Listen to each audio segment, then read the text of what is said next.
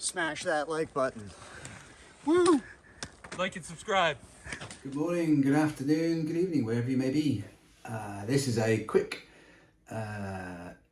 reprise summary of my Tour du Mont Blanc walk recently.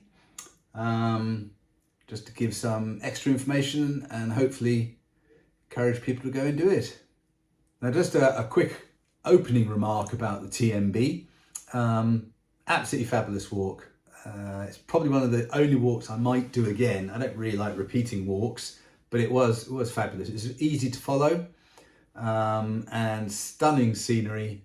And I appreciate that depends on what weather you got. We had pretty good weather. The day that it was really bad weather, we were down in a valley in Switzerland, so we were happy for that. We weren't up high. Our holiday, our excursion was organised by a company called Max. They were absolutely fantastic. Everything was as we wanted it to be. All the information from them, from us to them, from them to us, worked absolutely fine. They have an app that includes maps, it includes all the detail of all the places you're staying. All worked perfectly well.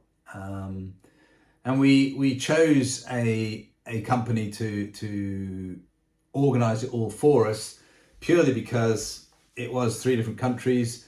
It's very obvious in some places that there is fairly limited accommodation. So for us, a couple of times we had to get on a free bus and travel 15 kilometres down the road to get some accommodation that was being provided for us. If we were booking it ourselves, we might not have known that the bus was free, and equally, some of the refugios right at the end of valleys, that's the only accommodation. So there is a pinch point and you are competing with loads of people. So for us, it made more sense to get a company to organise it all for us. And as I say, Max Adventure were absolutely fantastic and really, really good at doing that. Okay, first thing about the walk is it's a fantastic walk. It's pretty easy to follow. And there is just stunning scenery. And I appreciate it depends what weather you're seeing it in, but if there is any sun, it is a stunning walk. And certainly for any walk under 120 miles, it's the most continuously stunning trek I've ever done. I'm going to split this into just a few little sections so that I'm going to make sure I cover all the relevant points. Okay, the first section is just about the trail itself. It runs through France, Italy and Switzerland. It depends whether you go clockwise or anti-clockwise as to what sequence those countries come in. But the majority of people go anti-clockwise, counterclockwise, start in France, go into Italy, then go into Switzerland and then back to France. It does link slightly certainly in the I suppose the northeastern section of the trek. It does link with the Hexa trek, which is France's sort of long distance trek. So you might see a few Hexa trek people, but generally majority of people you will see, I would say, were people doing either the full circuit or 2 or 3 days of the circuit. We started in La Houche in France. If you think of a rectangle at an angle, then we started down in this section, went round and finished that way. Whilst you do need your passport, unless you're French, Italian or Swiss probably, whilst you do need your passport to actually get into the country, the only time we were asked for identification was at one particular hotel. And that's quite a standard process for hotels to ask for some identification. Clearly, we weren't asked to show our passport going over the cols, where one side of the col is Italy and the other side is France, or Switzerland and Italy. So whilst you may carry your passport with you, you probably won't use it apart from if you're staying in hotels. The next little subject is about the length of the trail. Now, everybody has different GPS devices and there are different apps that might give a different length, but it's anywhere between sort of 100 and 105 miles, and it really depends how many alternates you take. And when I talk about alternates, there are some places where you can take a high route or a low route, and really from my point of view, that would really depend upon what the weather was like. There was one particular day for us where the weather was pretty fierce, and we decided not to do the high route. But it is 100 to 105 miles, and traditionally people take about 10 days to do it. Nothing to stop you doing it in 7, nothing to stop you doing it in 14, but about 10 days is the average length that people take to do the trail. Okay, the next little piece about Tour du Mont Blanc is difficulty. Now that's an awful word, because what's difficult to me might not be difficult to somebody else. What is certainly the case is that people of all ages and experiences and skill sets are able to complete it. Not necessarily all at the same speed, but certainly it is a doable trail if you are reasonably fit.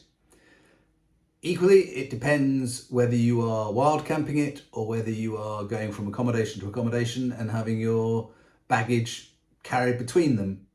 I think if you were, as we did, going from accommodation to accommodation, it's not the most strenuous of trails. Yes, you go up cols and you go down cols, but it's perfectly doable, and we saw people older than us and people younger than us have no difficulty. So is it difficult? Yes, it's not walking on flat ground. You are going up thousands of feet and you are going down thousands of feet. So in that sense, yes, it is difficult. What I would say is that do expect to spend 6 to 10 hours, 6 to 12 hours on your feet every single day if you are doing this trail. And if you're not used to that, that can be quite a shock. But if you are used to that, then it's just another 10-hour day that you're doing. Attached to difficulty, I'll just quickly say something about signage. It's pretty good. You do get used to slightly different signs in each country, but the path itself is pretty obvious everywhere. The signage is good. The signage is in time taken to reach the destination of the sign rather than it is 16 kilometers to that destination. So the sign will say 2 hours and 15 minutes, 55 minutes, 40 minutes, whatever it may say. And we certainly found at the pace we were going, which probably averaged about 1.5 miles an hour to 2 miles an hour, it was pretty accurate. Might not seem very fast, 1.5 miles an hour, but if you're walking up hill for 3 hours and walking downhill for 3 hours, that's not a bad pace. Okay, in terms of difficulty, one measure that I looked at once I got back home was the FarOut guide, which I did take with me, but just to get a comparison of the sort of difficulty quotient you can apply to a trail. Now FarOut has this measurement of feet per mile, which is fine, but just to give some indication, the whole of the West Highland Way, the feet per mile is 255. So I'm assuming that's ascent and descent, I don't know, but just for comparative purposes, it's 255. The coast to coast in northern England is 288. Only because it was a complete section on FarOut. Southern Virginia on the AT is 416. And New Hampshire on the AT is 619. And the Tour du Mont Blanc is 638. So if you think of the West Highland Way being 255 and Tour du Mont Blanc being 638, you can get a feel of how difficult it may be for you. And that's a sort of feet per mile figure. So my own view, if you've done the coast to coast walk in the UK, you'll be able to do this. And it is a fabulous, fabulous walk. And the final point on difficulty, I would say when I was on the AT going through New Hampshire, 10 to 14 miles a day was quite a good day. And I would say on the Tour du Mont Blanc, 10 to 14 mile day is a very good day for people of my sort of standard. So is it difficult? Yes. Is it doable? Of course. The next subject is about food and resupply. Well, my wife and I, we went on an organised trip, in the sense that the accommodation was pre-booked for us and everything set up. So most of our food was was in the refugios or in the hotels, or for a few nights we had to go out into the town to get food. So slightly different from wild camping, where you've got to carry your food. Now, what I would say with wild camping, you're going through a town pretty much every single day, so you don't need to carry a shed load of food with you. And the supermarkets were fine, as is the case now with supermarkets. Every time I go in them, I look to see what food could I buy if I was hiking. And yeah, there's enough food out there for you. One thing that was the case for my wife and I is that every accommodation we stayed at offered to provide a packed lunch for you for 12 to 15 euros. Now, we found actually for us, because I sort of snack on trail, it was easy for us just to buy our snacks, trail mix type snacks, chocolate bars, whatever it might be, in supermarkets. So we didn't actually take advantage of the offers made by pretty much every accommodation we stayed in. We bought our own food at supermarkets and made our own sort of through the day food provision. But you could purchase the sandwiches. I think it was a sandwich, a drink, and a piece of fruit, and a bag of chips, bag of crisps or something, which is fair enough, but it's not the sort of thing I particularly want to eat during the middle of the day.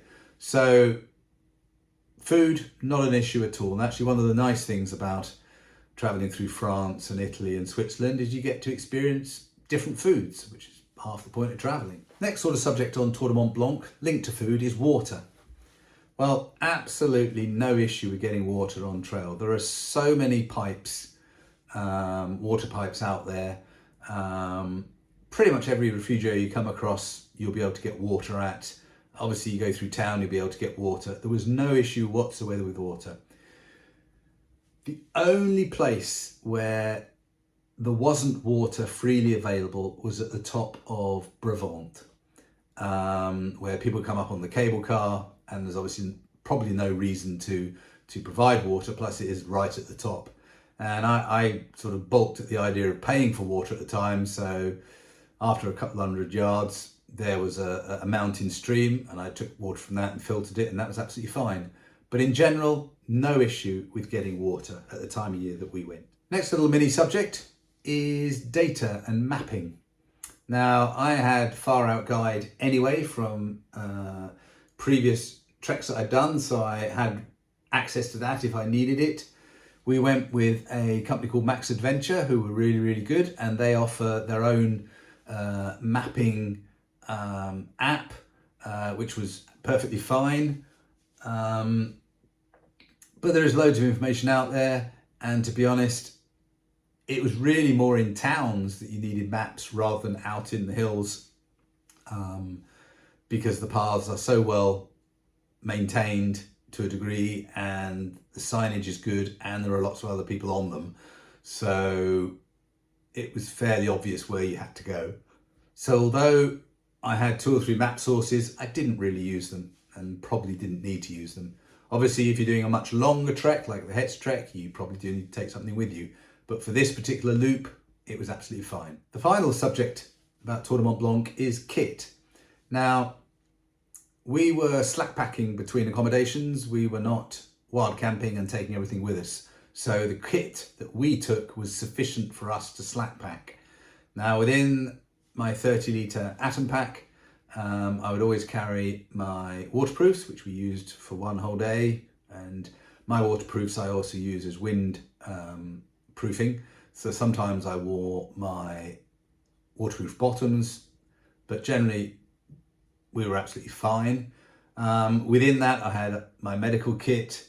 I took my water treatment kit, used it once, as I say, coming down from Brevant. And obviously had snacks in it and some additional clothing. I did have a specialist walking shirt that helped with sunscreen.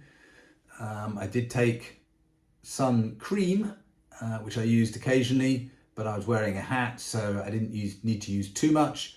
But you do need to be aware you are up quite high and the impact of the sun is a lot stronger than it is if you're at sea level. Everything else that we needed, spare clothes, different shoes, everything like that was in our baggage that was carried from accommodation to accommodation. And as is always the case with these services, we were okay and our bags were there before we arrived at the next accommodation.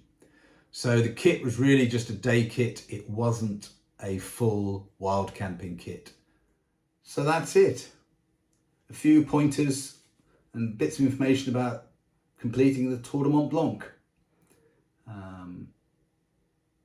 It is the most continuously stunning trail I've ever done. That's less than sort of 110 miles.